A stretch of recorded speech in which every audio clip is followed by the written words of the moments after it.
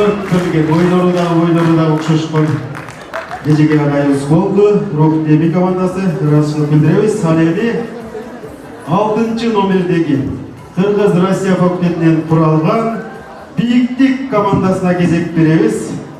Екінші шарт бойынша бұл ағайзекелеріміз Пакури қатнашмақчы. Андықтан жалпыңыздарды көңіліңіздерді Биіктік командасына Бұрауыз тос олауыз. Келіңіздер, Биіктік командасы.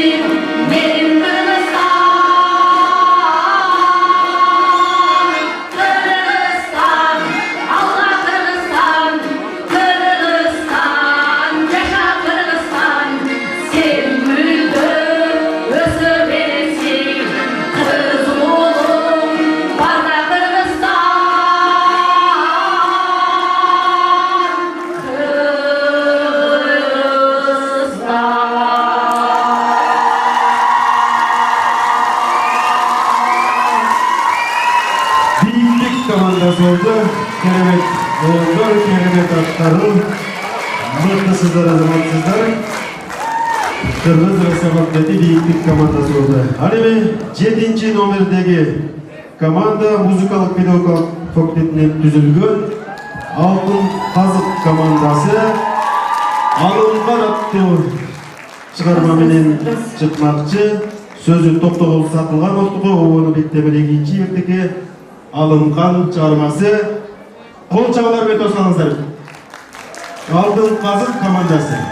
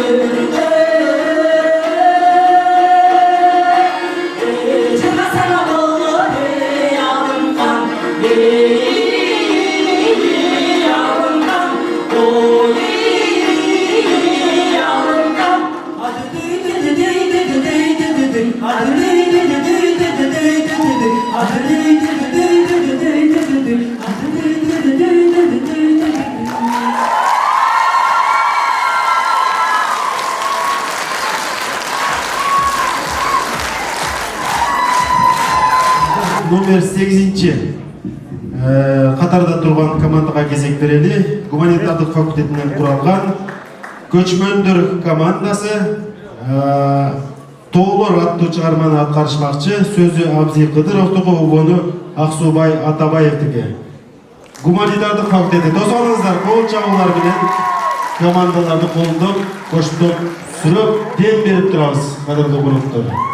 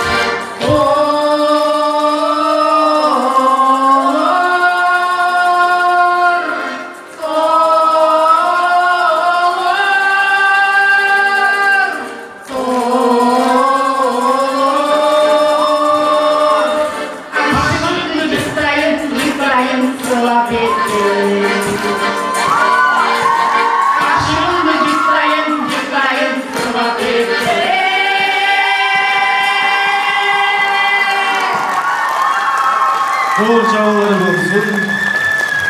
Номад көчмөндөр командасы керемет шығарма, керемет аттары болды. Факультеттің деканы да қоштап шықты. Аспапта мықты қол ойнатқан декан да жоғы болды. Әлемен қадірлі қонақтар, құрметті аға ежекелер, біздің Мелдештің 3-ші шарты тамаша таймаша деп аталмақшы. Саламдашуны ұқтық, музыкалық шығармаларды ұқтық, ұқтық. Әлем азыр күлкі таймашына, тамаша таймашына, интермеда, тамашо. Келеміз, уақытысы 3 минут берілген. Біз жалпы командаларға айтамыз. 3 минуттен ашырбауға әрекет қылыңыздар. Себебі қалыстар тобы әрбір команданың ошол сахнада қойылған шығармаларының минутына чейин қарап отырышат. Андықтан ошол белгіленген уақытқа мани беріңіздер. 3-ші шарт бойынша емесе командалар даяр болсо, 1-ші номердегі қатысушылар менен баштайлы. Тарбия Кербени командасын тозғалабыз. Сахнаға келіңіздер.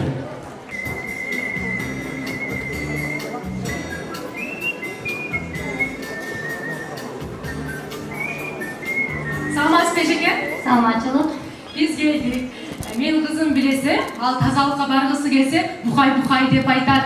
Ал тамак ичкен кезде, карачы кандай даамдуу, кандай ширин тамак деп алдап бериш керек. Анын ичинде менин кызым телевизор көргөндү жакшы көрөт. Телевизор коюп бербейбиз да биз. Менин кызым үчүн коюп берип кое бергилечи. Сыртка сейилдөөгө чыкканда кийимин кийип жүрсүн, баш кийимин чечпей жүрсүн, байпагын кийип жүрсүн, ооруп калбасын, убагында тамактансын, убагында уктасын. Макул, бар бериңиз. Сен жакшы көрөм. Ой, Кудайга Эжеке саламатсызбы? Кызым оорат эле, тамактан кийин дарысын берип коюңузчу. Менин кызым жакшы жүрөбү? Макул. Кызым, Барыңыз. Барыңыз. Ана балдар, тургула. Аю чеңге барабыз, алмасынан алабыз. Аю уктап жатканда тапыр качабыз. Макул. Мен муну ата-эне группасына жиберип коеюн. Эми балдар, биз саламатсызбы эжеке? Саламатчылык. Эжеке, менин балам видеодо жакшы түшпөй калыптыр да, жакшы тартиппен өтүп коюңузчу. Макул. Үйдөгүлөр сурап атат, көргүсү келип атат, айрыкча чоң энеси. Макул, кайра тартып коймун. Макул. Кана балдар, турабыз. Кайрадан видео тартабыз. Алло, Саламатсызбы эжеке? саламатчылык. Менин балам бир пайпага чечилип калыптыр да, кийгизип койсоңуз. Макул, бар койгон турбаймынбы? Макул. Кана турабыз, кайрадан видео тартышыбыз керек балдар. Кой тургула, азыр. Алло, Саламатсызбы эже? саламатчылык. Менин балам эмнеге видеодо жок? Эмнеге тартпадыңыз? Сиздин балаңыз билесиз го, балаңыз аябай шок отурбайт бир жерде. Тартып жөнөтүп коюңузчу. Макул, кайра тартамай, макул.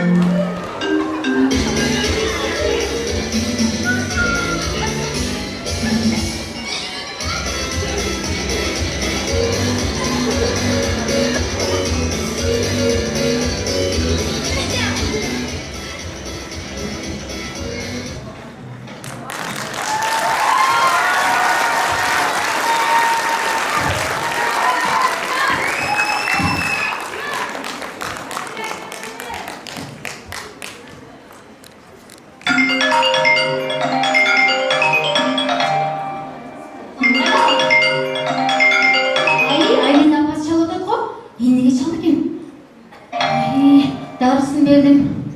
Tamam verdim. Cıgıbadı. Ne oldu gelay? Cöncenle ötün yarımda. Alo? Salmaz Pejike. Salmaçılık? Geç çalıp жатқаным үшін кешірім сұраймын. Тынчылык? Сізге разышылық білдіріп қояйын деген естігенімді. Мен балам садикке барғандан бері, балабақшаға барғандан бері ырларды үйреніп келіп жатады, жұмақтарды айтып келіп жатады, қолын жуғанды үйреніп. Бұл да осы сіздің чоң еңбегіңіз Ежеке. Мақұл, рахмат чоң. Сізге чоң рахмат. Мақұл, Жақсы жақсы.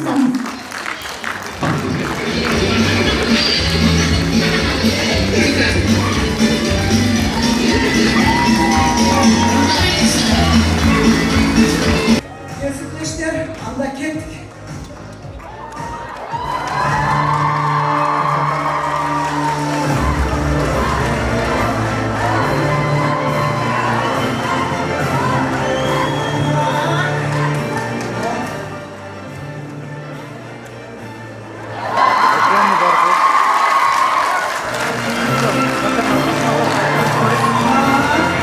Asılay, Jogorsalı yılına biz Kaysı okuyacağa gelip kaldık.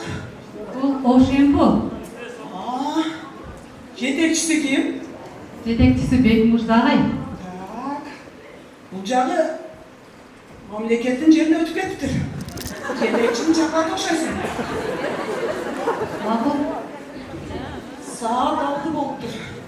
Жетекçi tutacaksa gerek ha. Geliniz. Ne oldu iş? Siz de evde mi de geliniz be? Ova, Жақшы.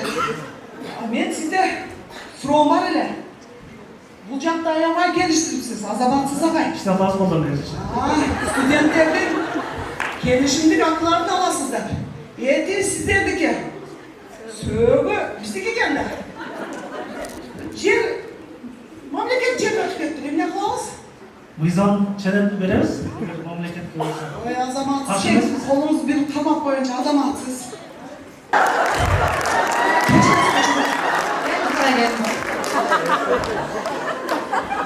Саламаттар ағайлар.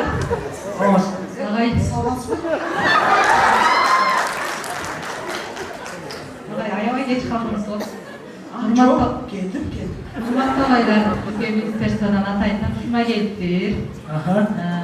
Оқу жүктемдерін өз уақытында бүтіріп бергіле деп емел қайра деп çalып отыр. Teşekkür ederiz. Hayra çok ben Емел айтып отыр, қайра деп тариф қайтсан сұрап отыр. Берер екендер, ошо не тарап беріп қойыңыздаршы. Emin ağaға men iki yolu berdim. Kelse, ne kılayım? Kaytıp Соны geldi. тура есептеп беріңіздер. Ағай, сіз жазып отырсыз ба? Сіз неге жазбай жатасыз? Кафедраға жеткізішіңіз керек бұны. Men başımda kalattım. Ушул урматтуу ағайлар, эртелетип бүгүн бүтүрүп саат 5ке чейин деп айтты. Эмилдин сөзү бар 5ке чейин деген. Ошол сөздөн кайтпай атат. Kayta öğretirken men düşünmeye kaldım.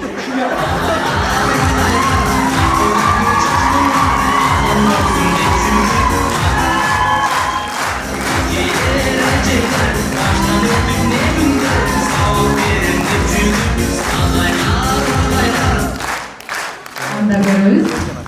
Окуу жайдагы кабыл алуу мезгили Апыев Данияр агайдын жумуш күнүнөн бир көрүнүш.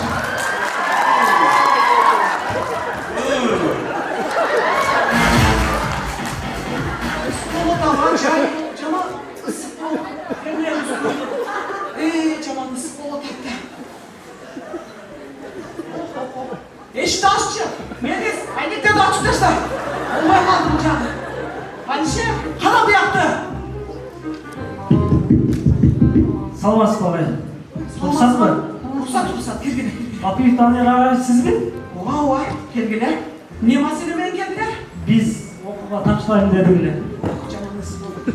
Бюджеттік орындар бар ма? Kaysa adresi Биология. Biyologiya mı? Gece neyse kalmaya kaldı. Ben çeteçilikten sorup göreyim. Erten gelirsin de ben sözsüz biyologiyanı, sözsüz neyse. Gelirsin ha? Мақұл ағай ата. Ертең талқылашамыз. Erten geçeyim. Alişer, aynen taç. Caman ısık ol gel. Oy.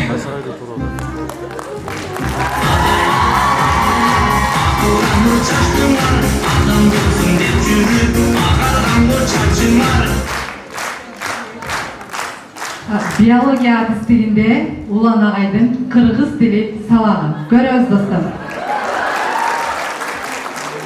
Sıla, ay sıla gale. Кыргыз тил. Kırgız değil. Улан агай. Саламатсыздар ма? Саламатшылық отырабыз. Так, үйге тапшырма бергенбіз, а? 23 айда барып қырғыз тілін майрамына қарата өр жақтап келеміз дегенбіз. Yüksel yok ağay. Жоқ, асылай даярбыз ба? Çıkma be. Неге? Ай, жаттабай калдым да. Гүлзада, айтабыз анда. Ağay, til yönünde bes ağay. Başka çıraktır. Айтабыз. Өр жақтап келгіле дегенбіз. Cattavadım ağay, oku versen bolur edi ağay. Болады. Өзің жазсаң, оқысаң болады. Özüm yazdım ağay, özüm yazdım. Аха. Aramandan geldim, alandap. Ekibetim, salamda. Elime salam aytamın. Sizlerge benim salamım, amanat. Қана қырғыз тіл жөнінде? Ay, Kırgız din jönünde jattavay kaldım da. Қырғыз тіл жөнінде айтабыз. Ay tören bağay, Айтабыз. işine uyan. Denedi. Айтабыз. Taşlı sığıp tanıktı, töktüm kelet.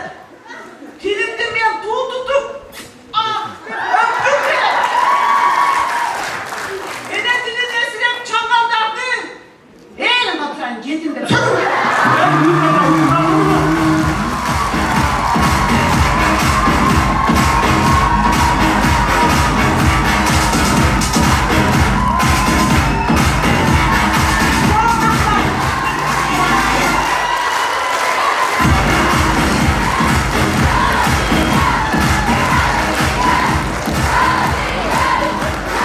Tabiatlanıcı da Geografi Fakulteti Tabiat komandasının tamашаларына көңіл бұрдыңыздар.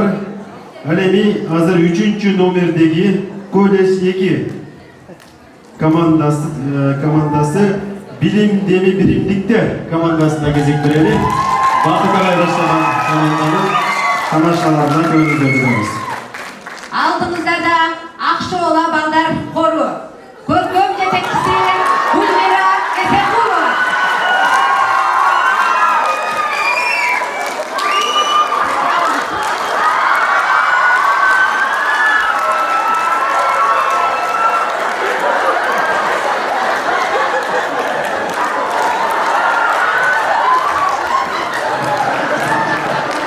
Ecekka, aytır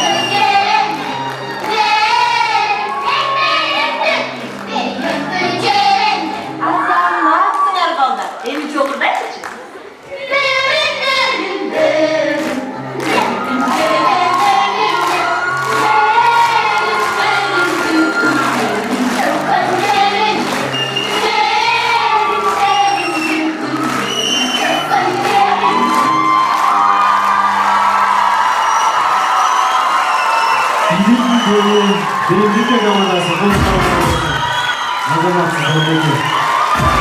Өзіңіздерді. Менің деген мемлекет табиғи алдық. Ең соңы азаматсыздар, әуелі мына ұшу шарт бойынша 4-ші нөмірдегі қатысушыларды сахнаға шақырамыз. Логика курсы командасы, математика жана компьютердик технологиялар факультети. Келіңіздер. Мери сарай баштаған команда.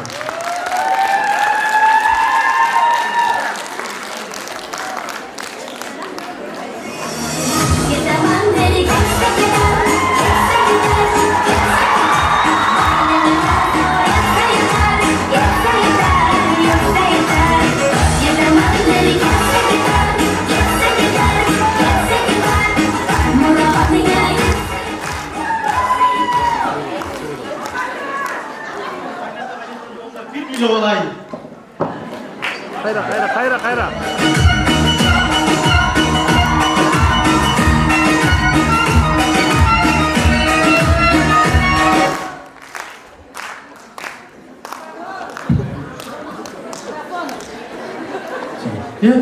Gelip kaldınızlar mı?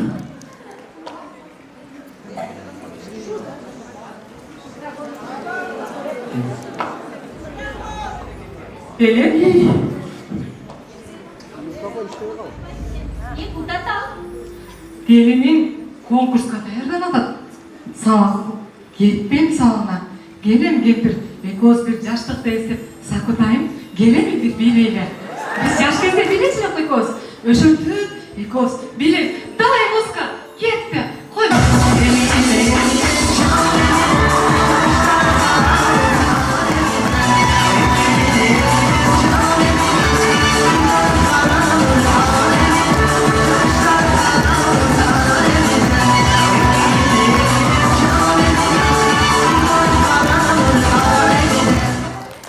Vay, asker ustavım var. Belim orip ketti. Oy kempir, sen sakutayım, sen belim orip geçilen var. Ne oldu? Ben arkadaşım gerek. Koy, sana kolla. Kempirim anlatasın. Ana 90 ol. Taştap ketip kalmaysın mı? Gözün başka kızlarda karı otarsın mı? Biledi, davay muzika kolla. Ya adam var. Ne oldu sen? Geçir koş bakalım. Biz bir yaşlıkta istedik de. Bas kempir. Yaxşı gelmedi mi? Hurmatlı konuklar, ödeciler. Başkalarını bilmedim. Bирок мен выбор жоқ келдім. Анткени кафедрада жалғыз гана эркек ага экенмин. Микрофонды жақына. Кош жылдыз деген сабактан сахнага деген аталышты укканда эле жүрөгүм бир титреди да. Анткени Кош жылдыз деген буга чейин Мерин сежиги бар коллежде. Ашкынып отуруп, эй Мерис, жакында Кош жылдыз деген конкурсқа катышасың. Өз дегенбиз асыл дегенде мен дагы жөн эле жок дештин ордуна кичинекей тайм. Атыргүлдөр ашты чырай. Атыргүлдөр ашты чырай. Кара кушку белдер сарай. Yıldızlar içine kankoy. Yıldızlar içine kankoy. Azizim sen benim. Azizim. Ejеге дароо рейс сүргүн баштады. Кени көзүп карабыз. Мен сахнада кызыл көйнөк кийип, тескери карап олтур турам.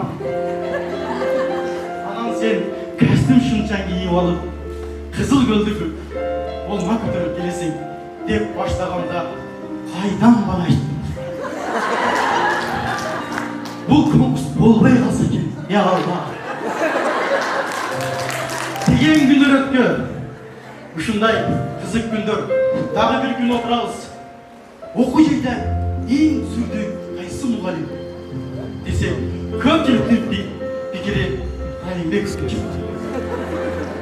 Ошол Тани Тургунович агайыбыздын алдына бергенде бир топ мугалимдер даярданарын билесиздерби? Алар аябай күчтүү даярданат. Бир мугалимибиз мындай кылдым дейт. Аябай даярдандым дейт. Кадиев агайдын кабинетине жакындап калганда телефон шындырап калды. Жана телефон менен сүйлөшүп кайра келип эле так так так. Саламатсызбы агай деген ордунда алуу агай. Дагы бир мугалимиз айтат. Ушунчалык даярдандым дейт. Такылдаттым жердин дейт. Кане тургун иш бул жакта отурган болсо, алдындагы жанагы коноктор отурган жерге жетпейли дейт. Аага отурсам болобу дейт. Агайга мына ушундай кызык болгондор аябай көппүз. Дагы бир ийиңиз айтат. Ушунчалык даярландым. Анан агайга кирип сүйлөп баштадым дейт. Ачыгын айтсам дейт, сүйлөгөн сөзүмдү өзүм түшүнбөйм дейт. Себеп тилим булдурап калды дейт. Ушул агайдай сүрдүү мугалимдер арабызда дагы көбөйсүн. Дагы бар болсун, аман болсун. Ушунча болуп калса, дагы бир кызмайын коёбуз. Таныш эле айылдаш агам айтат. Москвада жүрүп дейт, Коля деген сантехнике мен дейт, жардамчы болдум дейт. Орус тилин билсем өлөйүн дейт. Анан дейт, Коля дайындат дейт, 2 этаждан дейт. Если что нужно, мне говорит. Bir kez deyt, шлангы жарылып кетти. Эмне деримди билбей. Коля! Что? Короче, шлангы буш! Деп жооп бергенмин дейт. Саламат болуңуздар.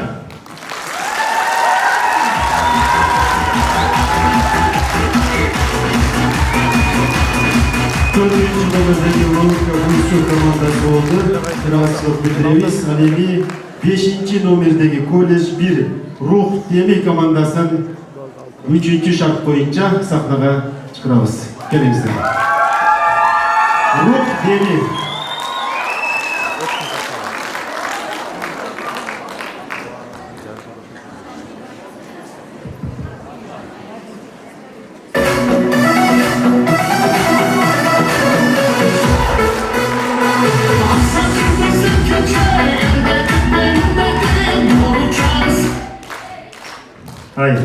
Саламатсыңар ғой? Отургула. Эжеке, сизге не болду? Биз сабакта эмеспиз. Азыр сабактан сахнага келдик. Ооба, Рух Теми өз тамашаларын баштады. Биздин биринчи тамашабыз сабакта болгон окуя. Бүгүн кыргыз адабияты сабагынан мен силерден жет атаңарды сурайм. Жет атасын ар бир кыргыз баласы билиш керек. Силер билесиңерби? Билебиз. Анда айтчы төштү. Эжеке мен керек болсо 30 атамды билем. Айтып берчи. Барбы? Ооба да. Өлдүң эми. Айт эми 30. Атам Төлөнбай, Жумабай, Айбаш, Бекмырза, Каныбек, Токон, Кубаныч. Кубаныч кандай жатам? Ай, Кубаныч жалпы өзүнүн атабызда. Ошонун тапшырмасы менен биз тактада турабыз да. Эң болгондо канычы? Крутой атабыз ошол. Ай, эми 9 болду. Эми? Ооба. Эрин саат токтогон кошпой. Ол апаларыбызга керек, биз аталарыбызды айтып атпайбызбы?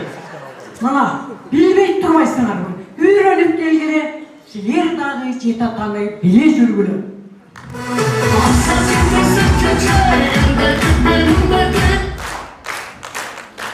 Төштүк, элестет. Азыр мелдеш бүттү. Баш байге биздики. Мелдештен удуп, 50 000 сомду чөмпөккө салмагыз.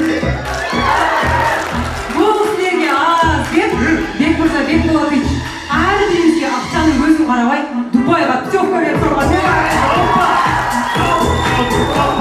Ай, эткелиптир. Я үн жазма менен айтты. Эткелиптир. Албай кет. Биз сонун элестет аттык десек. Элестеттен бурсунуз. Мага келди да элестет этлем. Айлыкка берек экен. Айлыкка? Айлык алсам. Айлык алсак койру. Ай, Ларисага күрүштөгө келипти. Я дейин айлыкка бербейт экен анын айлыгы. Отпускнойго берем деди Лариса.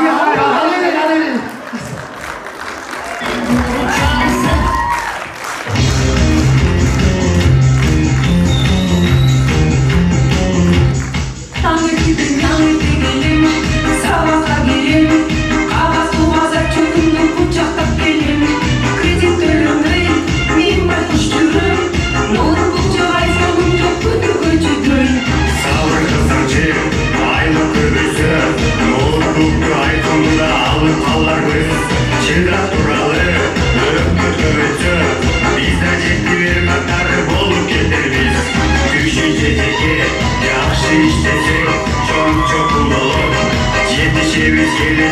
savurursan ki Benim çırayım, saçım duyuyor.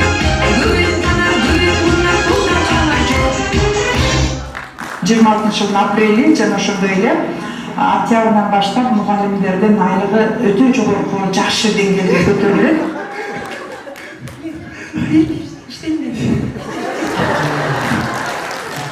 Түштүк? O da keleceğim yeterse. O canım hepsi. Бул жерде сен түштүк? All days. Hı? Off days. Off days kеттик анда.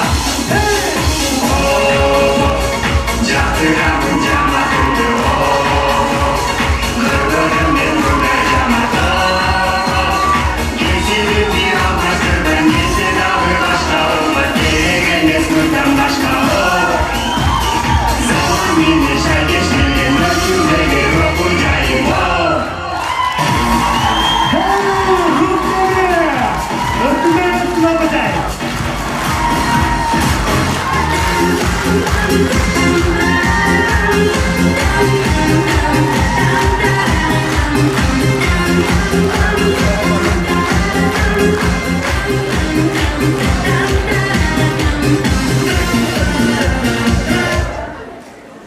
Бешинчи номердеги Рух Деви командасы өнөрлөрүн көрсөтүштү. Чоң ыраазычылык айтабыз. Ал эми 6 номердеги Кыргыз Россия факультетинин Бийиктик командасына кезек беребиз. Тосуп алыңыздар. Бийиктик командасы.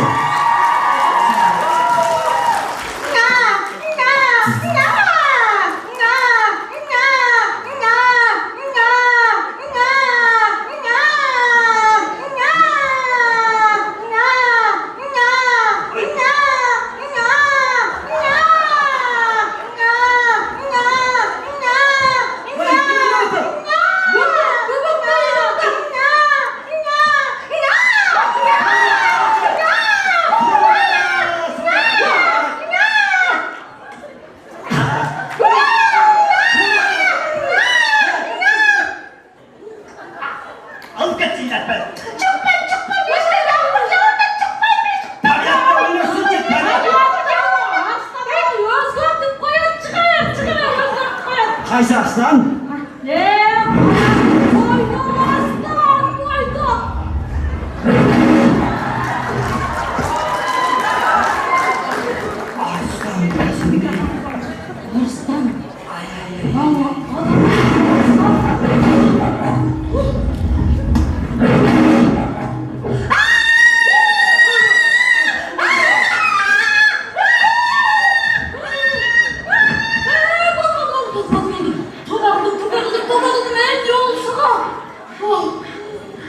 Manayı yok ka.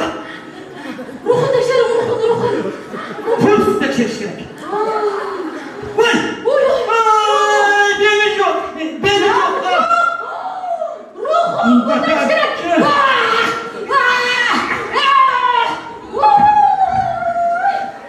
Ben ruhumu düşürüp saldım, vay. Vay. Kötü.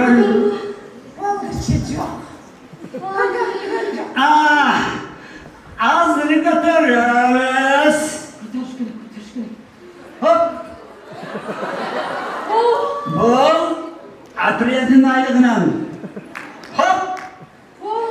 Bu prezident fondundan. Gel oğlum. Bu ne? Götürdün mü?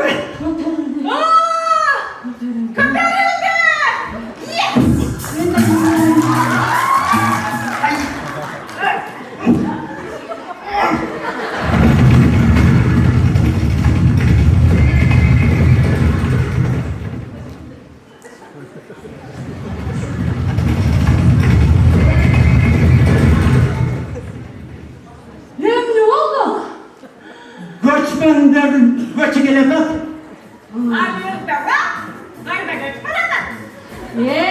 Bayağı göçmenler ne olacak çıkanlar mı? Alar eski tırıklı ortaya gele tatta.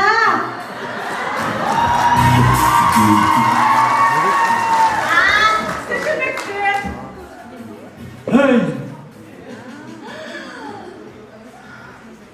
Bu ne? Altın kazı. Ministerlikten Altın Kazık Dalbarı'nın negizinde komandalarını çok işletiriz. Anda ağay. Baylaylı. Uşuda da kadıp duruyorsun ağay. Ruhtu şunca katardınız. Alkanınızı sizleyişiniz. Siz de öyle. Boyunuz kişini alganız bilen. Önerinizde, özünüzde bilik bey ağayın. Katırıp size altın kazınızda kelemet sırrı var ağay. Oy dünya başın oy dayıtları gittik. Çakırda. Çektik anda çakırdık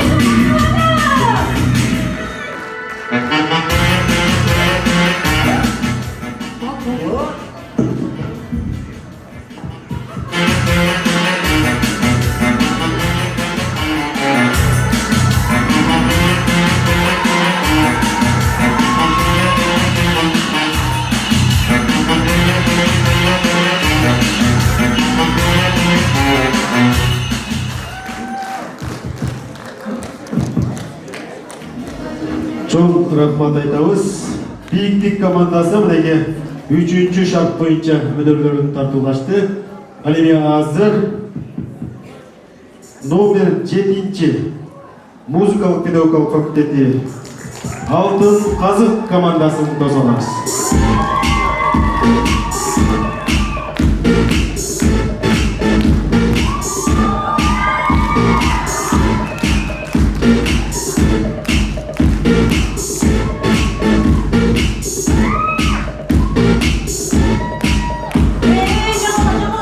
Biz bilgen gelgen emesiz. Güldürüşüz gerek. Güldürüm anda. Men güldüre albayım, men kolum bilir. Gece dayanlandık o tün geceyin. Uşan aytır. Aytır. Ey, güldüre albayım men. Ey, joşna olsana. Bugün biz jеңебиz деп келгенбиz. Men CSD'ne geldim.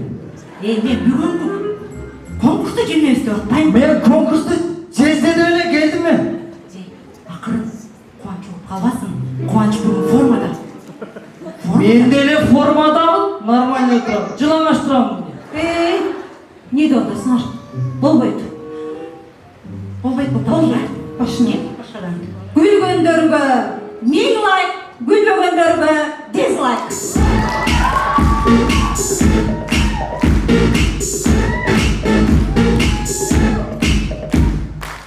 İyiliği aytam salamdı.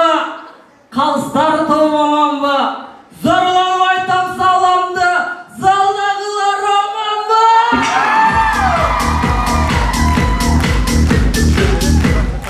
Bakırıp aytam salamdı. Bala bakçamamdı. Кырандап айтам саламды. Кырысылар аман мы?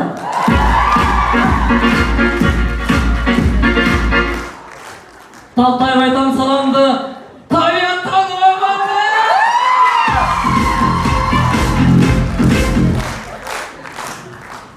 Gelci айтам саламды. Күн фактыктар аман мы?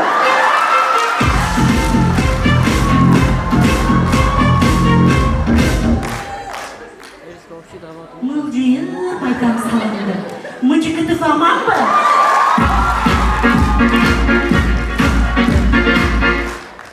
Kalk bile айтам саламды. Koyuштиктер аман мы?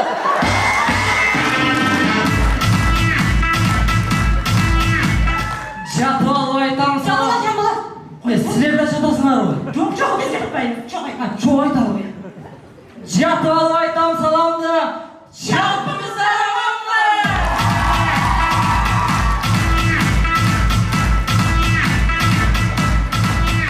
Көрөбүз достор, лифте болгон окуя.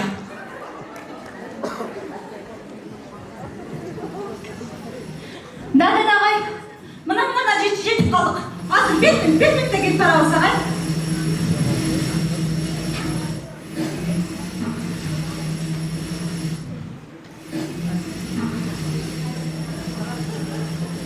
Ne dedi? Жақпай тарсың, düştü ағай. Ne? 4 adamdan aşık kadar alaydı şuna. Tanımағандарды алып шықпайды. Bilmiyorum, ona dile çakkan çok. Çür, lestamene çık hadi. Biz Gel, cahat ele. Aradan bir saat öttü. Tüm tüm tüm tüm tüm tüm tüm. Bir saat öttü, o ne oldu lan? Ay bundan bana gelip kaldık. Liftin eşiği mi çaldı?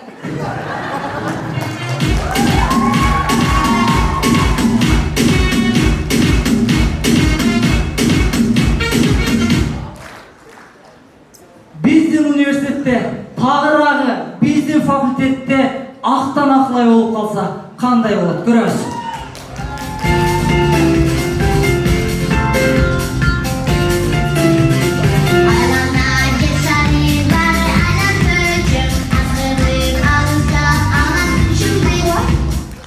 Ақылай тақай ғана тақай. Азыр еле келет бады өледі жанымда. Тақай қайда? Айдағы бір нәрсені баштап жүрмесін ал. Тақай! Тақай! Тақай қаяқтасың? Бұл жақтамын. Не қылып жүресің? Видеоға лайк бастырып жүрем. Көрдіңдер бұяқты елдер ай көп екен. Келгілесілер дағы лайк бастырыңдар. Ешеке лайк бастырмақшы.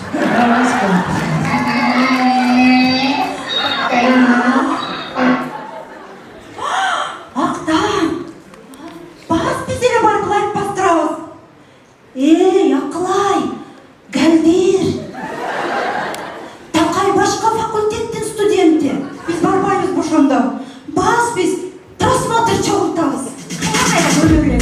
Давай!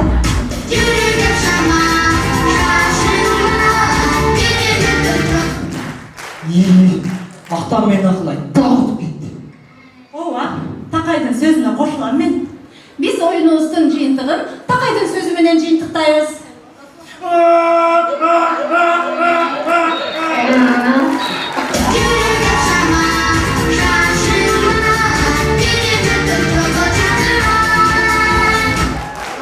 Çoğunlarası bildiğimiz Altın Kazık komandası oldu. Mına ушул шарт менен 8 номердеги Nomad көчмөндөр командасына кезек беребиз. Ак шоула балдар тобу көркөм жетекчи Казакбаева көчмөндөр командасы.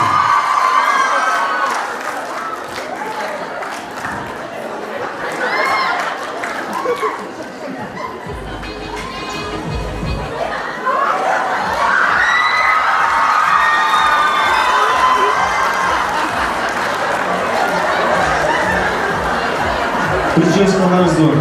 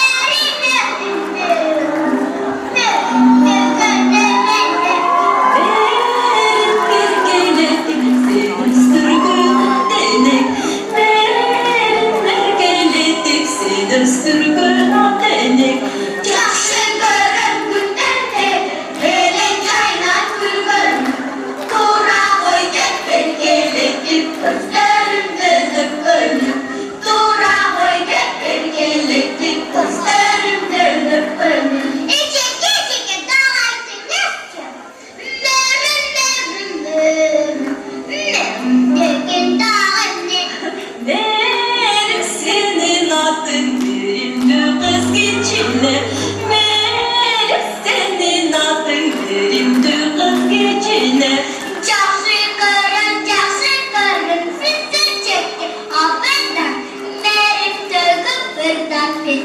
Uşağı başından ırdak geçi, ırdak geçi. Uşağı başından ırdak geçi, ırdak geçi.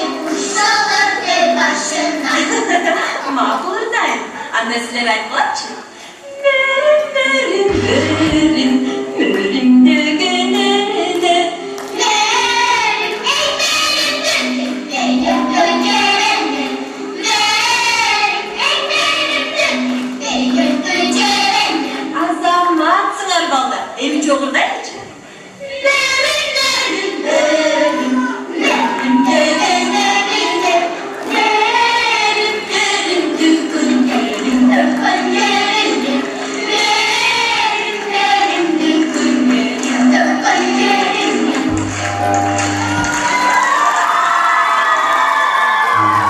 Nomad Göçmenler komandası. Bol çağlar olsun dege. Samaragay ben Duruyaga. Kanday duygu kısadır yaşamışım. Kara geldi azamatsızlar. 8. Nobel Humanitarlık Fakültesi Nomad Göçmenler komandası. Жалпы командалар арасында билдиребиз, кадырлуу көрсөткөн колдооңуздар менен биз 1 номерден баштасак, Бөбөктөй мектепке чейинки билим берүү мекемеси Тарбия Кербени командасын чакырабыз. Келиңиздер. 4 шарт боюнча Тарбия Кербени командасы. Алдыда канча чакырым калганын эч ким билбейт. Бирок баарыбыз басып келебиз. Кээде чаңып, кээде таштак болуп, кээде күлгө болуп. Бирок мен бүгүн башка жол жөнүндө айткым келди. Уңгу жолу жөнүндө. Эмне үчүн уңгу дейбиз? Анткени ал жердин бетинде эмес, адамдын канында, көкүрөгүндө жатат. Биздин ата бабаларыбыздын изи калган, алардын дени сиңген жол. Биз замандын агымына карай алдыга умтулуп, бийик имараттарды куруп, космосту багындырып жатабыз. Бирок бир көз ирмемге токтоп, артты карадыкпы? Уңгу жолу, бул сенин ким экениңди эске салган жол. Апаңдын бешик ырынан, атаңдын акыл насаатынан, Манас атанын улуу рухунан башталат. Биз тамырыбызды унутканда, шамалга учкан топурактай кайда барарыбызды билбей калабыз. Ал эми уңгусу бекен дарактын шагы сынса да, дүмүрү тирүү калат. Кээде мага биз адашып бараткандай сезилебиз. Башканын тилин, башканын маданиятын, башканын жан дүйнөсүн өзүбүздүкү кылып алгыбыз келет. Бирок ичибиздеги бир нерсе токто деп кыйкырат. Ал ошол уңгу жолдун үнү. Ал бизди сууга, ташка, боз үйгө, таза абага, ата бабанын намысына чакырып жатат. Уңгу жолдон адашпоо, бул өзүңдөн адашпоо. Бул жолдо жүрүү үчүн аттын кереги жок. Ал үчүн бийик рух керек. Жүрөктүн тазалыгы керек. Биз ошол улуу сапардын уландысыбыз. Ар бир кадамыбыз менен келечек муунга жол ачып жатабыз. Кандай жол көрсөтөбүз? Тамыры куураган такырбы же уңгусу терең улуу жолбу? Мен өзүмдү издеп келем. Мен өзүмдүн уңгу жолумду издеп келем. Анткени ал мени чыныгы эркиндикке, өзүмдү таанууга алып келет.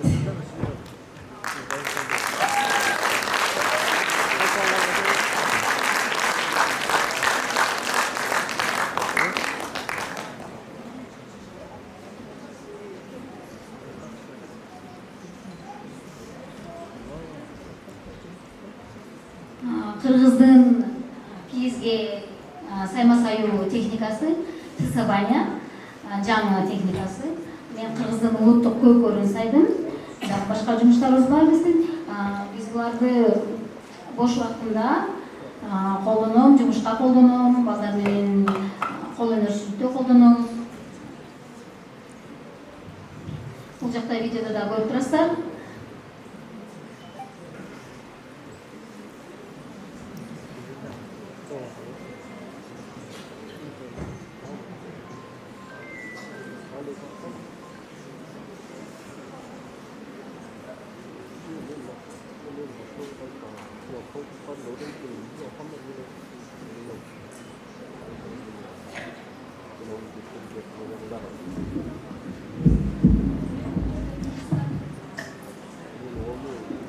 Мен бул жерде кыргыздын улуттук көзүн чагылдырып берүүнү туура көрдүм.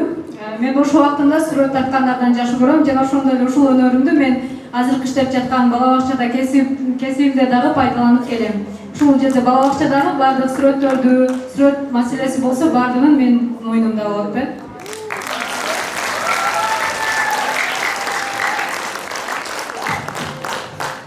Сахнага чакырабыз табиаттануу жана география факультети Табиат командасы. Келиңиздер.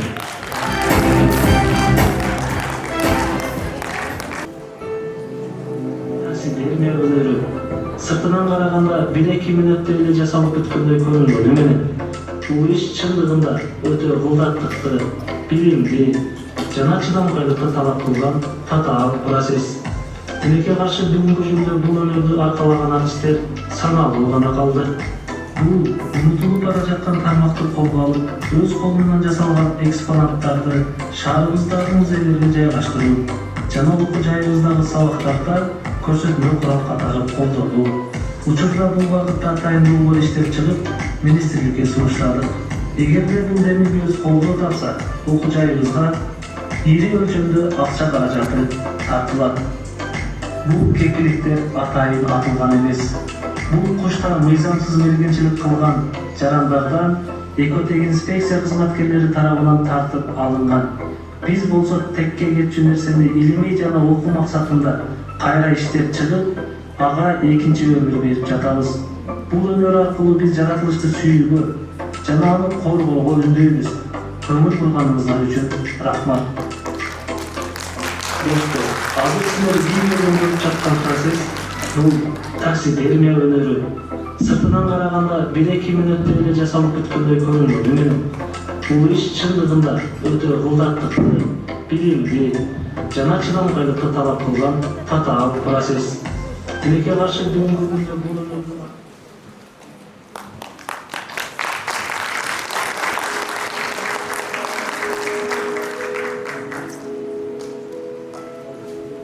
урматтуу көрөрмандар, мен муну жасаганымдын себеби мен мугалимдик кесиптен сырткарыдагы атайын иш-чараларга жана той маарекелерге кесиптен сырткары ушундай белектерди, кооз гүлдөрдү, кооз буюмдарды жасап алектенем. Мен сиздерге ушул нерсени көргөзүп коеюн чечтим.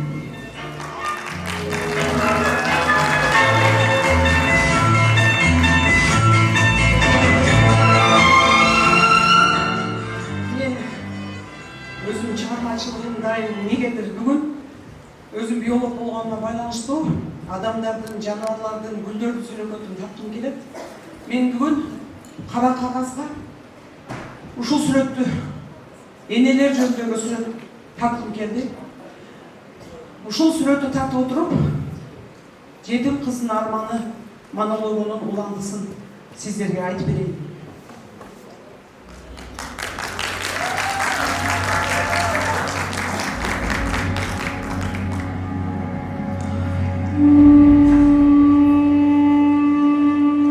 Canım apa, kabılayın apa. Men sizin canınızga dağı geldim apa. Men dalay jolu sizin canınızga gelgen sayın men aytçınım apa. Menin bol canım olur. Siz desegen sayın menin bol canım olur apa. Men kiçinekey mezgilimde oğ sol degenini bilmeydi geldim. Apa, gece keyimi öptü. Sol canımda Sarımsak, oğlum canımdan piyaz dedi. Ben oşonda bildim apa. Mına oşendim, dalay vakit öldüm. Ben sizin engsegeninizde atamdan gana okudum. Benim kızım çoğalığında terbiyaçı bulup, muhalif bulup degen ekensiz. Apa, siz benim canımda bobosunuz da ben mektepke boz paypak giyip barsam da çaçımda atam öyle olmasa da atam o vaktısı çok mektepke cedelep gelmese de apa ben mektepte жақşı büttüm. Sizin maksatınızga cedelip dedim apa. Mınaki apa canınızga siz engsegen siz oylagan kızınız muğalim bolup gelip turat apa. Siz oylaganday men жақшы muğalim bolom dep aytам. Sizge söz berem. Men ballarni жақшы tarbiyalayım apa.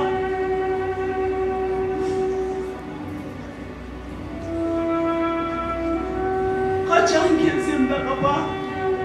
Sizin toprağınızda alıp kettim.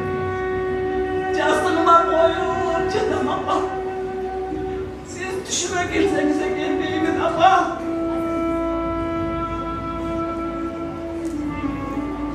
Siz жақşı көргөн gülde alıp geldim. Sizge koyup toprağınızda alıp keteyim. Hoş bolunuz apa. Siz oylagan muğalim kızınız geldi apa.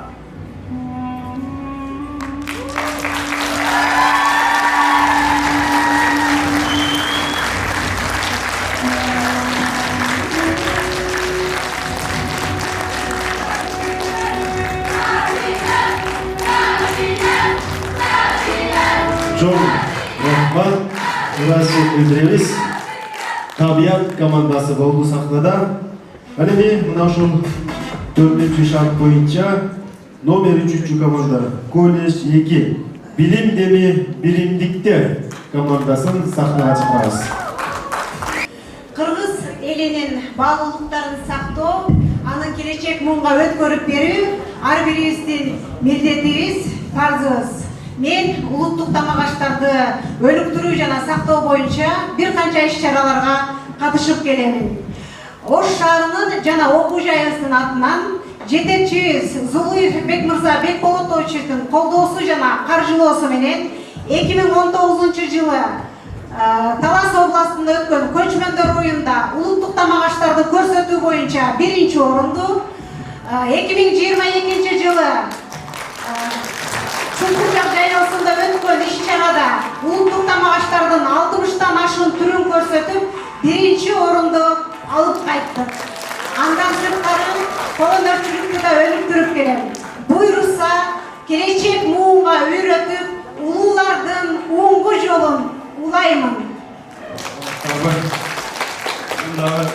Жигитке 70-жылдар азырлап дегендей, ырда бийлик, спорт жанында жүргөн, андан тышкары ашканада да өзүмө көрсөтүп коеюн деп видеого тартып келдим. Бул менин эң кыздарымдын эң жакшы көргөн тамагы, муну жылда 8-мартта бир жолу мен жасап берем.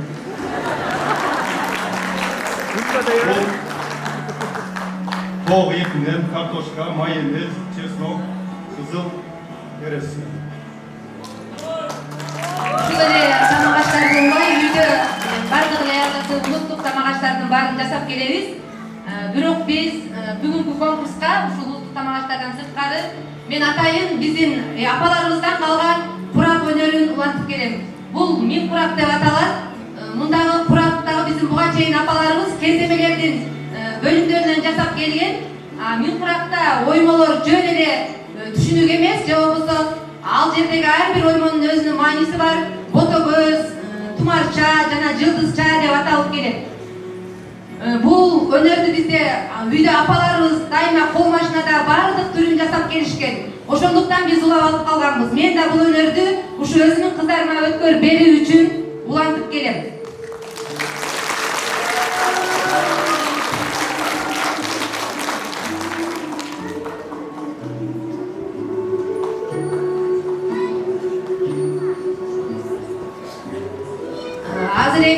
Barыңızдар эле обондуу ырларга чогуу күбө болдуңуздар.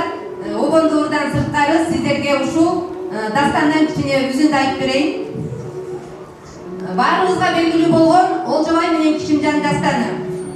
Дастанда Олжобай менен Кичимжандын өлгөндүгүн тарыхына толук убакытты кетирбейин. Таятасын кылжыгач атайын Кыпчак элине кабарчы жөнөтүп, ал кабарчынын угузуп турган жери. Аккары баштан кетпеген аккайдың аскан ой бел кайда. Айланып каздар кетпеген айдың бир чалкар көл кайда. Канаттуу куштар жетпеген какшыган кургак чөл кайда. Калкынан кеткен баатырдан кабар албай тим жаткан элин силер эле капарсыз Кыпчак эл кайда. Жылкыда бадам кызыл атар кардай суу мал беле. Малайда берип кыз алган айнында жигит бар беле. Таятасы кулжыгач кун майрам толук чал беле. Калың Кыпчак көп элдин кармаганы кан кускан элим силер эле Олжобай деген бар беле. Энесиң анын Бегимжан эси бүтүн жан эле. Олжобай жалгызым элимде кеткен бал эле. Өлүүбү балам тирүүбү өлбөй калчу киши жок. Кабарчым кандай кебиң бар эле. Кабарчы келип киргенде катар тизилип кабарчыны карашты билет экен ушул дебер Олжобай баланы. Кабарчы туруп муну айтат, байбичем өзүң билесиң кун майрам толук элди деп. Ала качып кишимдин акырың Олжого өлдү деп.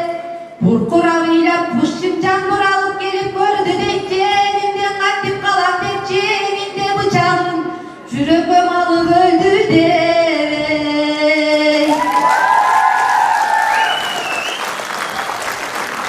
Çok rahmat, biraz bildiririz. Sürdeki kolej 2 bilimleri birincilikte komandasının önerilerine talatlarına göre olduk.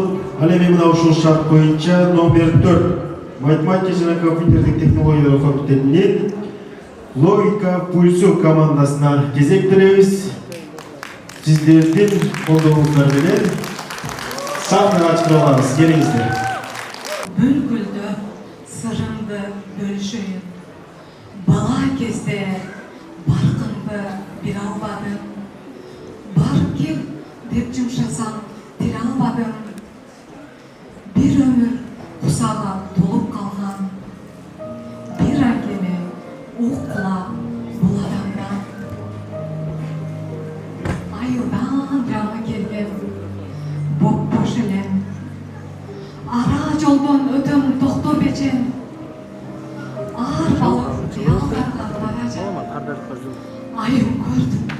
Apama okşuş eken. Күтіп тұрған екен. Ал автобус ортамызда бөліп кетті. Саламдашып алайын, жоқ десе. Саламға тоқтамыз жүр. Қуаладым, артымнан жетпей қалдым. Қуанышты анчалық сезбей қалдым. Баяғы бала кезде естен. Алыста ойнап жүрсің. Артыма нан көтеріп келчүсің. Апа-атайым. Салчелем ызычу салаға кетер деле. Қашайтып жанымызды қаяша айттым неге. Sadahan keteyim, sabır bekim bile, esmesem bir çol. Canım değilsin, ayak desem. Bir de çola sığındı, bir izledim. Oymaman beni ayağım, uğrumda bir izledim. Düşündüm kadırında, beni de sezdim peki. Cildim dedim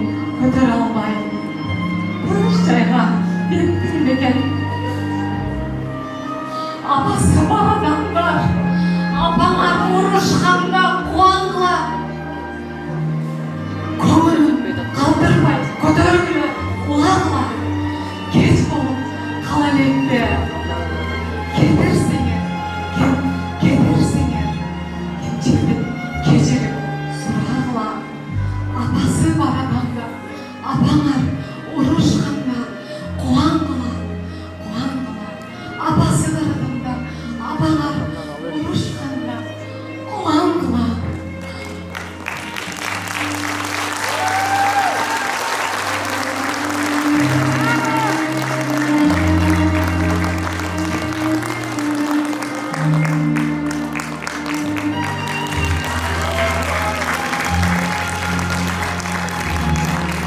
Çok önemli var. Biraz sonra bildiririz. Oradaki 4. nomerdeki matematikler komandasına.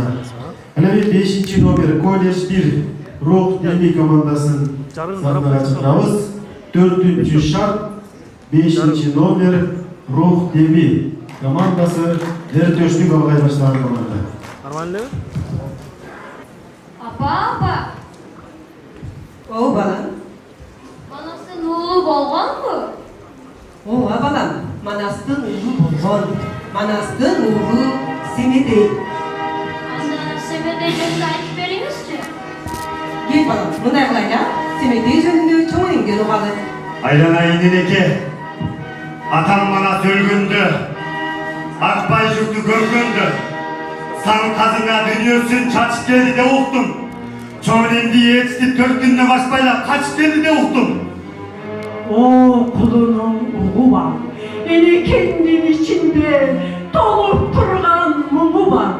Seni törüp şorgan kan, Melike'nin bili var. Esip etken bulacağım, Melike'nin bili var. Aylanay Nineke, caşırı bemde kılasın. Tentigen jetin balasın, kayacakta benim talasın. Arginden sözü kuça, özüne çırasın.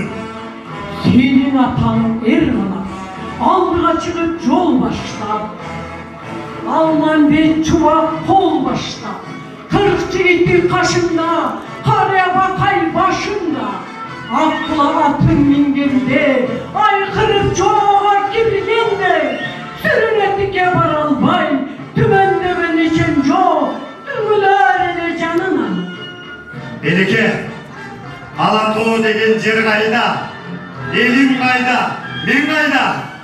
Oşol argın kırgız aralaş, senin elin kırgızda.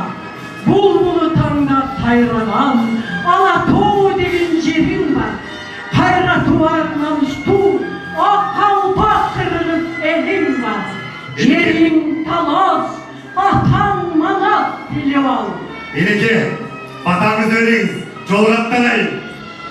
Oyin, av yolun senin açılsın. Diregi bol elinden, haranı bol yerinden. Oyin.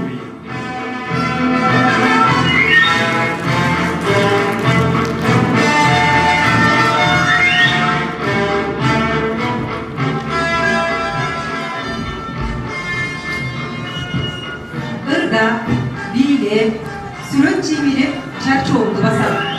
Бирок кесипкөй ырчы, кесипкөй бийчи, кесипкөй сүрөтчү эмесмин. Жөн гана бош убакта чемирип коюм керек. Бүгүн дагы ошол өнөрлөрүмдү бул мелдеште учкай көрсөткүм келди. Thank you.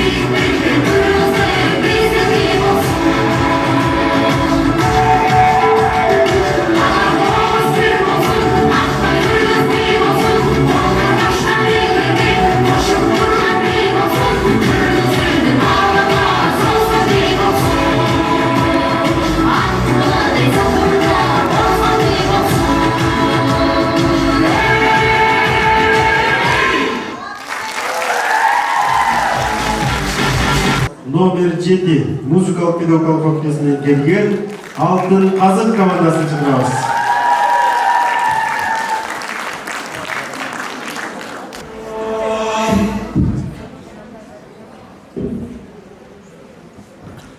Qadam basam, aldı jağım belgisiz. Yaşıl tatal, bütkül düğünü dirilik. Canımsızda tamam güyükten jetpey. Barajatam taqdırıma iyi. Tosku oldukta asqasım aldımda. Jığılsam da, duş alsam da, taqdırda. Ar bir kadam mangdaydirdin möğründe. Arızdanbayım, tattanbayımın taqdırga. Taqdır seni, giydi sınay, giydi jıgat. Jürөгüңө terin oğur jara salar. Oşondo da jığılbastan kadam taşta. Top-dolu jеңиш seni kütüp durar. Yıldızlarda kapkaranlı tümdü cana. Adamlarda kıynalganda kurçup barar. Özün işin alga karay umtulavir. Senin üçün düğünümün bağında. Özün işin alga karay umtulavir. Senin üçün düğünümün bağında.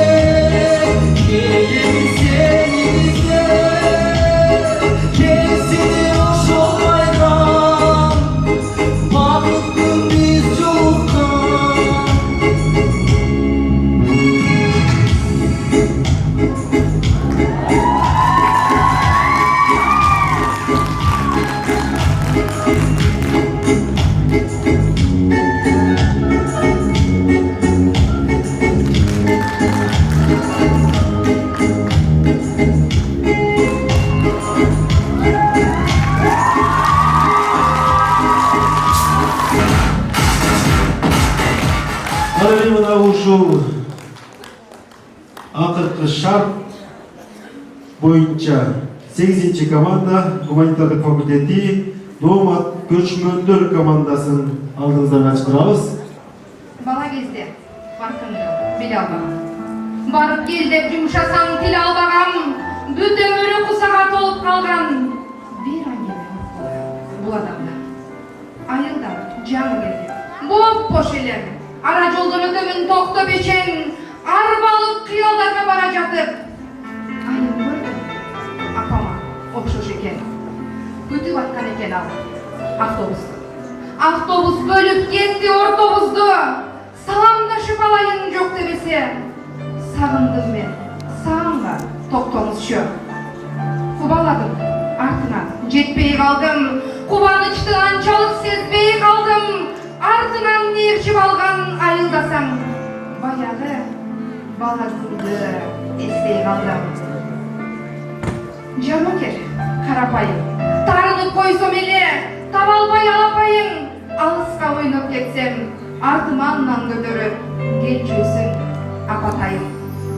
Салчу элем, кызы чоону сабакка кетерде эле, кашайтып жанымызды, каяша айттым неге, садаган кетейиним, сабырым бекем беле.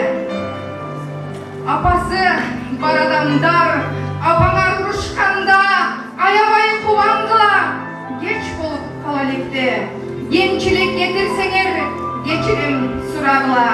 Апасы бар адамдар, апаңар урушканда, аябай кубаңгыла. Апасы бар адамдар, апаңар урушканда, аябай кубаңгыла.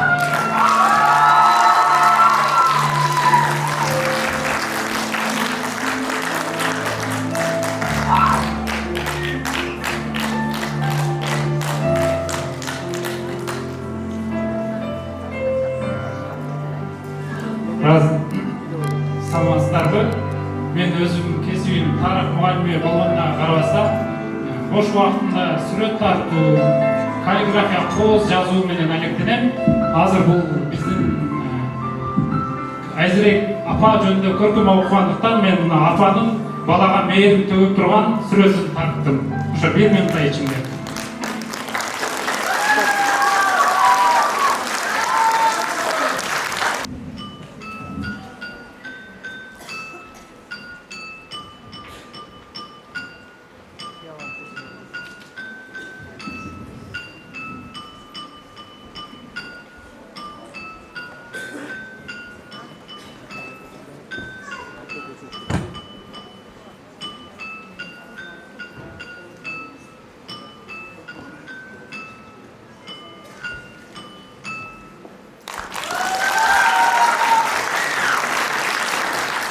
Барбы, кыргыз балда чаппаган. Кыржың барбы, кыргыз кыраан сактаган. Кылымдарга тыгалбай өчөрдү, кыргыз элин кыраанынан сактаган. Оңго жолдун бардыгы мана сажадат эмеспи?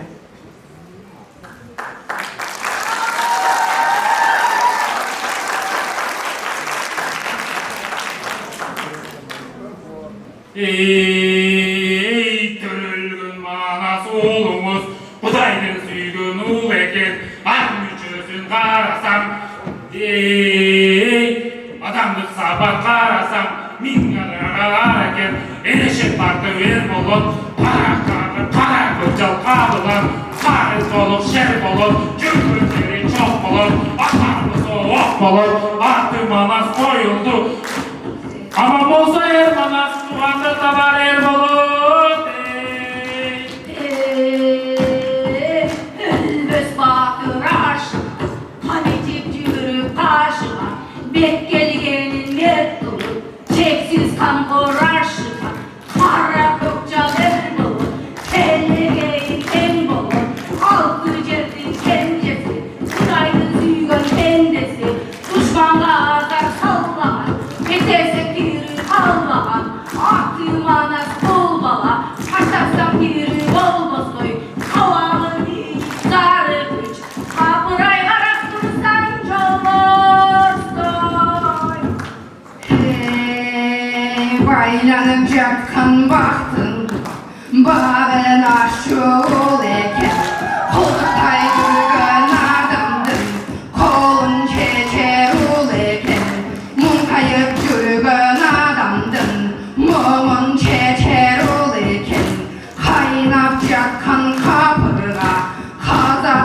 Dağlar şereke Altaydağı kalın gök Haman manas şoğuysa Hazat biri kalar şereke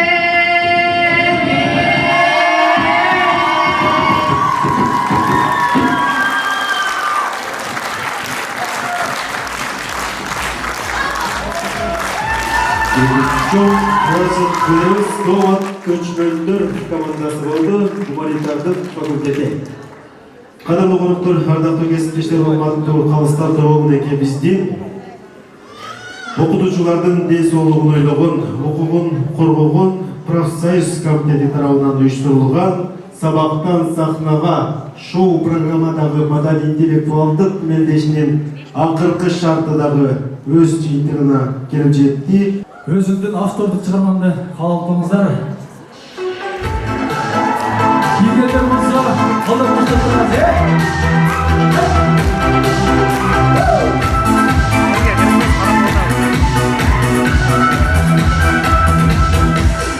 Gözümde gözüm kulaklar, gözümde oralar, aylarım bir ömrüm, aşkılar,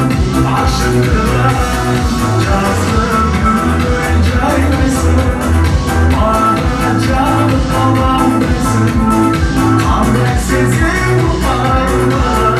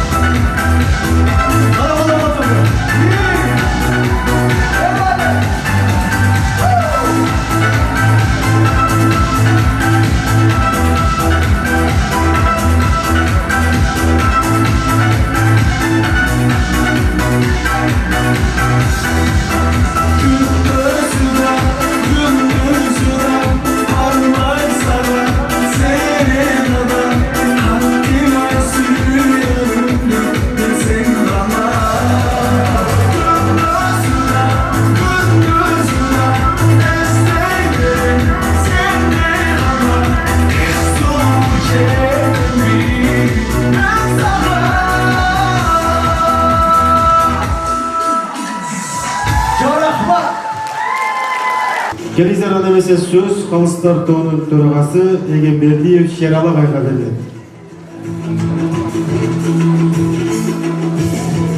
Құтмалы күн, құрметті кесіптештер, құрметті мықты педагогтар, қылым жашын қарытқан, педагогторда айлығын ұстағанасына айланған, Ош шарындағы мықты оқу жайлардың бірі Ош мамлекеттик педагогикалык университетинде бүгүн чоң майрам, чоң салтанат. Бул майрам жалпы шаарыбыздын майрамы, билим берүү, илим тармагынын майрамы. Ошондуктан ушул майрам менен алга жалпы ушул жаткан көрөрмандарды, сахнага чыгып келген командаларды жана жетекчиликти, уюштуруучуларды, калыстар тобун кызык тута коюуга уруксат этиңиздер. Өзүңүздөр баяндагандай, бул мелдешке 8 команда 3 баскыч менен даярданган, 2 баскычтардын жыйынтыгы калыстар тобуна келип жетти. Ал эми бүгүнкү даярдалып аткан номерлер боюнча калыстар ар бири өз алдынча бири-бирине көз карандысыз баалаганы аракет жасады.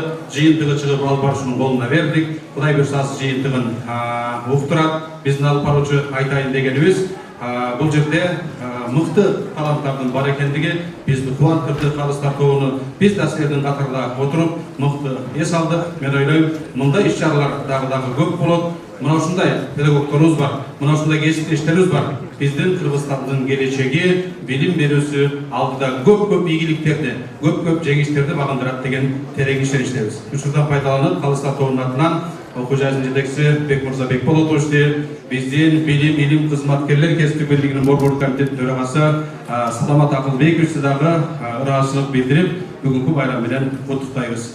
Чоң рахмат, алдыда эми жыйынтыкты Кудай буйрса алып барышат. Биздин команда ичинен ой пикир айта турган болсо, Гүлнарскер экөөбүз айтып койсун келебиз. Жүрүшү боюнча экөөбүз. Саламатсыздарбы, урматтуу бүгүнкү ушул шаарды бүгүн дүңгүрөтүп аткан эң өзгөчө иш-чаранын катышчылары, көрөрмандары.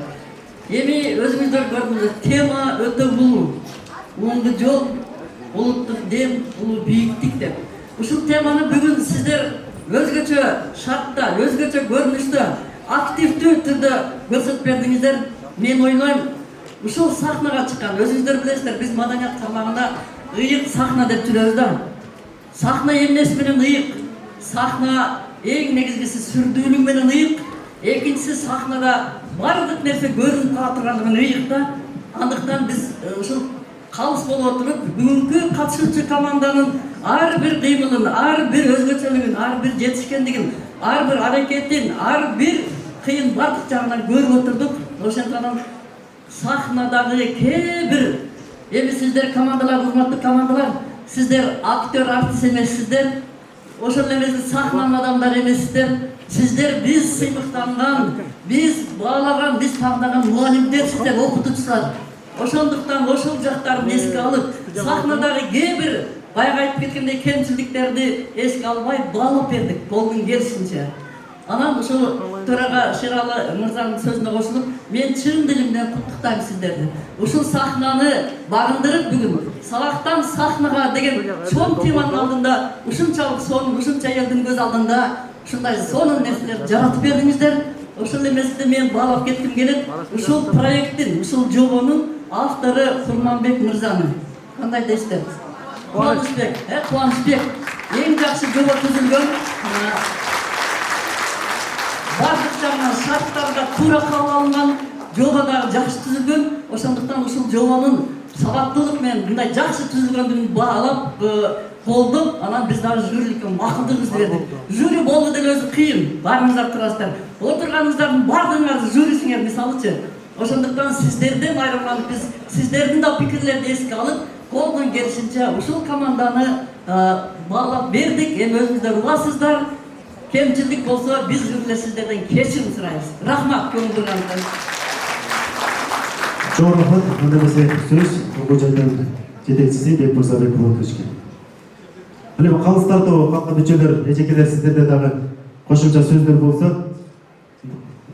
Кыска эле сүйлөйлү, ушу бүгүнкү сценага чыгып берген биздин чыгармачыл эжеке агайларга чоң рахмат. Бир эле сабак эмес, мына бүгүн көпчүлүгүңүздөрдүн эмнеге жөндөмдө экениңиздерди, эмне купуяларды катып жүргөнүңүздөрдү мына бүгүн чыгардыңыздар. Бардыгыңыздарга чыгармачылык ийгилик каалайм. Дайыма ишиңиздерге ийгилик болсун.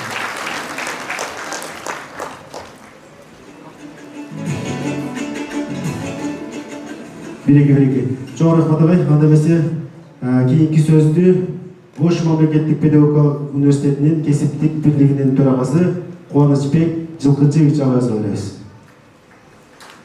Рахмат, урматтуу кесиптештер, урматтуу Салмат Акылбекович, иш-чарабызга катышып бергениңиз үчүн жамааттын атынан ыраазычылык билдиребиз. Урматтуу конкурсанттар, биз баардык сөздөрдү ыраазычылык сөзүнө камтып, бир гана рахмат, ыраазычылык демекчибиз. Азыр балдарды айтканга чейин биздин атайын демөөрчүлөрдөн жалпы белектер бар эле. Мына ошону алгач тапшырып алсак, андан соң орундуктарга кезек берсек. Биздин кесиптешибиз Муктар Файзуллаев агайдын демилгеси менен атайын ишкер тарабынан ар бир катышуучуга мынандай белектер даярдалган. Эмесе алгач мына ушул жолго чыгуучу баштыкча белектерди ар бир катышуучуга тапшырып алууга уруксат этиңиздер. Салмат Акылбекович, Абсамат Ермаматович,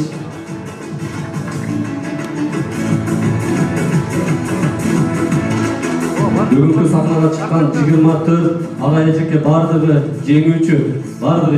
Куттуктайбыз.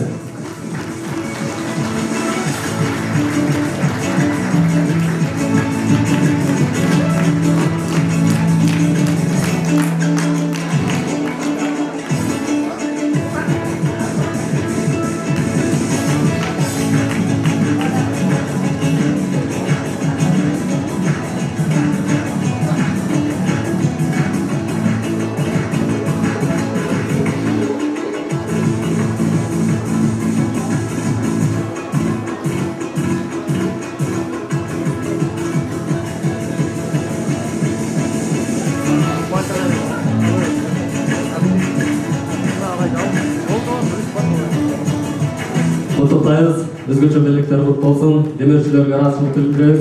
Кезектеги сыйлык бүгүнкү биздин коногубуз Борбордон келип отурган Борборлук комитеттин төрагасы Салмат Акылбековичтин атынан Ысык көлгө жайкы салууга 3 жолдомо тапшырып отурат.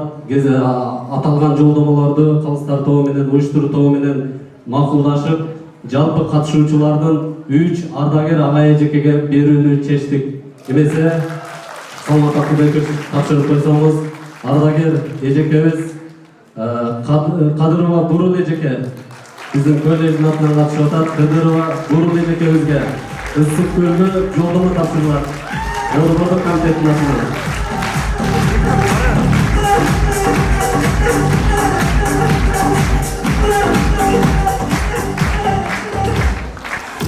Кыргыз Россия партиятынын атынан катышкан аксакал ардагер агайыбыз Мөндөшов Шамир агайыбызга тапшырылат. Ысык көлгө жолдомо.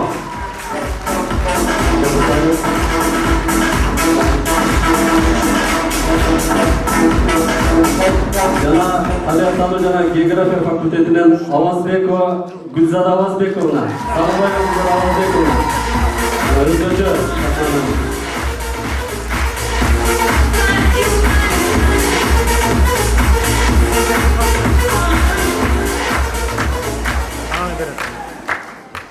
куттуктайбыз, ыраазычылык билдиребиз.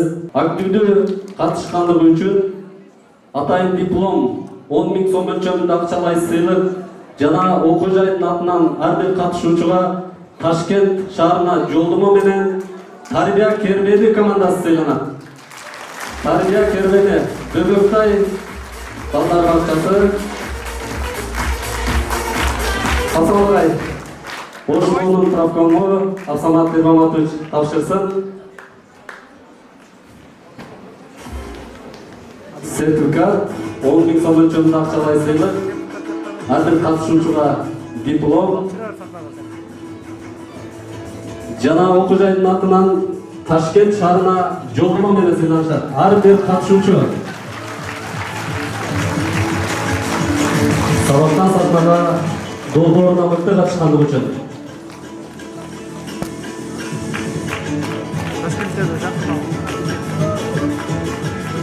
Куттуктайбыз.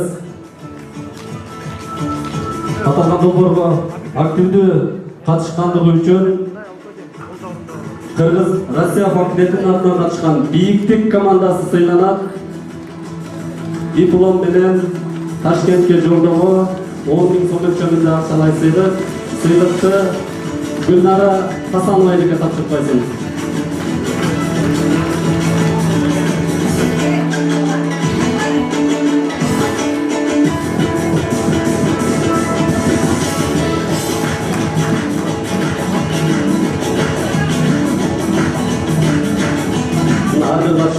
дипломдор, командаға активдік ашқы үшін диплом, сертификат, жана университеттин атынан Ташкент шаарына жолдомо. Ар бир катышуучуга куттуктайбыз.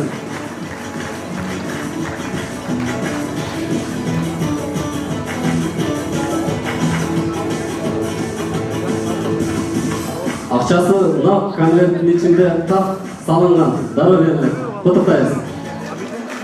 Жана Ташкентке жолдомо.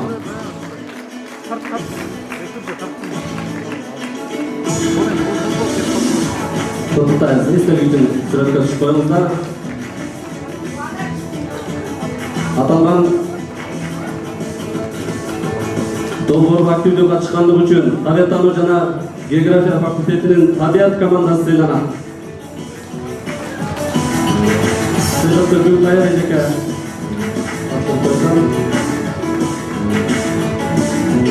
табият командасы бүгүн сахнада өзгөчө өнөрлөрүн көрсөтүштү.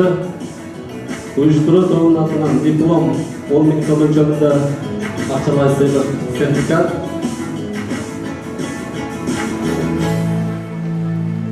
Жана университеттин атынан Ташкент шаарына жолдомо тапшырылат.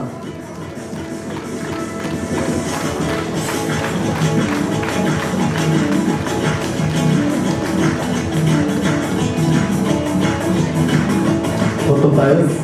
Сыйлыгыңыздар куту болсун. Аталган сабактан сахнада иш-чарасына активдүү катышкандыгы үчүн гуманитардык факультетинин Номад командасы сыйланат. Келиңиздер. Номад командасы. Айпер Булай эжеке, келиңиз. Сыйлыктарды тапшырып бериңиз. Иш-чарага активдүү катышкандыгы үчүн диплом 10 000 сом өлчөмүндө сертификат.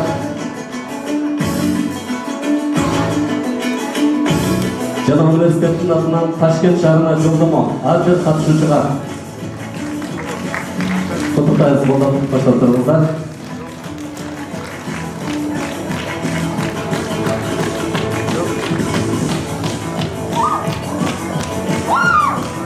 Сыйлыгыңыздар куту болсун. Урматтуу катышуучулар, орундарга кезек келди. Алган балдарынын негизинде биздин жобого ылайык 4 орун бар болчу. Бирок алган балдын негизинде 4-чү орун жокко чыгарылып, 3-чү орунга 2 команда келип отурат. Эмесе 3-чү орунду ээлегендиги үчүн математика жана компьютердик технологиялар факультетинин логика пульсу командасы сыйланат. Келиңиздер. Диплом 25 000 сом өлчөмүндө шарага келиңиз. 3-чү орун. Бул жерде сертификатта 4-чү орунга жазылып калган эле, бирок оңдоп беребиз. 25 000 сом өлчөмүндө акчалай сыйлык менен сыйланышты. Барбол өндүрүштүк фирмасынын атынан атайын белек менен куттуктайбыз. Сыйлыгыңыздар куту болсун. 3-чү орун логика пульсу командасы. Алган балдын негизинде 3-чү орун менен колледждин билим жана биримдикте командасы. Билим жана биримдикте командасы.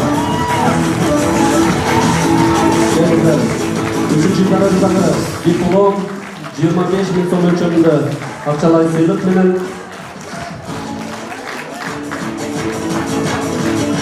Бекмурза Бекмуратович.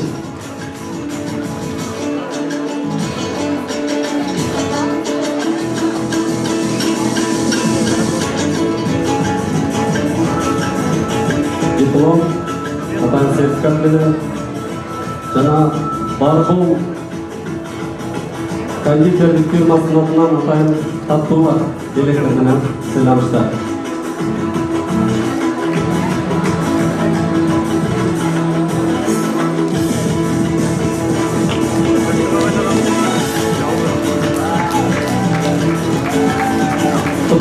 Sığınızlar kutlu olsun. 2-ci orundu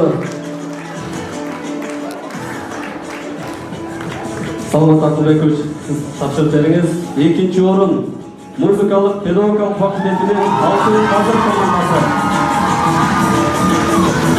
Урматтуу күйөрмандар, Алтын Казыр командасы экинчи даражадагы диплом 40 000 сом мөлчөрүндө акчалай сыйлык жана Барбол кондитер фирмасынын атынан белек тапшырмакчы. Сертификатты да тапшырып коюңуз. 40 000 сомдук сертификат. Байге фонду конвертке салынган.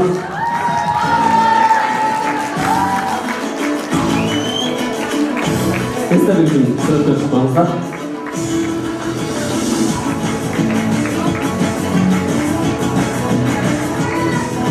Кутуктайбыз, азаматсыздар, ийгилик болсун. Ал эми биринчи орунду Окжайын ректор Бекболотович тапшырсын. Колледждин Рух Дели командасы.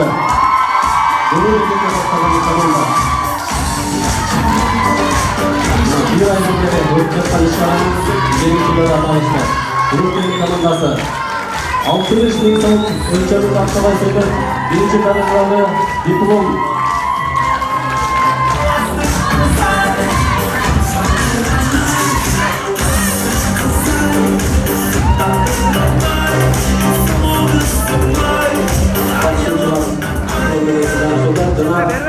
Баш пайга 60 000 сом мөлшерінде ақшалай сыйлықпен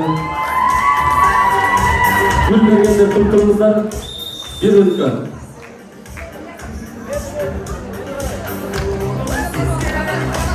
Бүгүнкү иш-чаранын жеңүүчү командасы. Чын дилимизден куттуктайбыз. Сыйлыгыңыздар куту болсун. Жалпы сүрөткө урматтуу командалар, гүл бергендер бир аз тура туруңуздар. Жалпы сүрөткө командалар келип туруп берип коюңуздар.